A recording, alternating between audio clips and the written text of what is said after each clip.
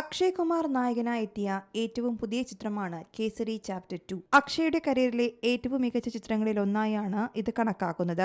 സാമൂഹ്യ മാധ്യമങ്ങളിലും പ്രേക്ഷകർ ഇത്തരത്തിലുള്ള അഭിപ്രായങ്ങളാണ് രേഖപ്പെടുത്തുന്നതും. ബോക്സ് ഓഫീസിലും വൻ നേട്ടമുണ്ടാക്കാൻ ചിത്രത്തിന് സാധിച്ചിട്ടുണ്ട്. പുത്തൻ റിലീസുകൾ എത്തിയെങ്കിലും ചിത്രം ആഗോള കളക്ഷനിൽ ആകെ നേടിയത് 123.85 കോടിയെന്നാണ് റിപ്പോർട്ടുകൾ വ്യക്തമാക്കുന്നത്.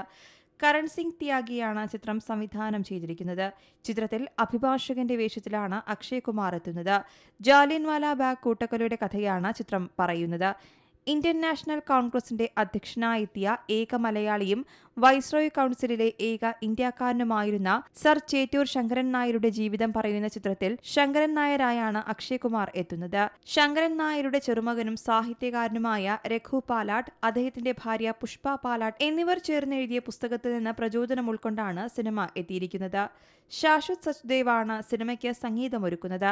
ഹീരുയാഷ് ജോഹർ, അരുണ ഭാട്ടിയ, കരൺ ജോഹർ, അഡാർ പൂനാവല്ല, അപൂർവ മേത്ത, അമൃത പാൽ സിംഗ് ബിന്ദ്ര എന്നിവർ ചേർന്നാണ് ചിത്രം നിർമ്മിച്ചിരിക്കുന്നത്. അക്ഷയ് കുമാറിന്റേതായി നേരത്തെ എത്തിയ ചിത്രം സ്കൈ ഫോഴ്സ് ആണ്. ഇതും മികച്ച പ്രേക്ഷക പ്രതികരണം നേടി മുന്നേറിയിരുന്നു. എന്നാൽ ചിത്രത്തിന് ബോക്സ് ഓഫീസിൽ കാര്യമായ ചലനമുണ്ടാക്കാൻ സാധിച്ചില്ല. 160 കോടിയിലൊരുങ്ങിയ ചിത്രം 144 കോടി മാത്രമാണ് നേടിയത്. News desk Zee Malayalam news.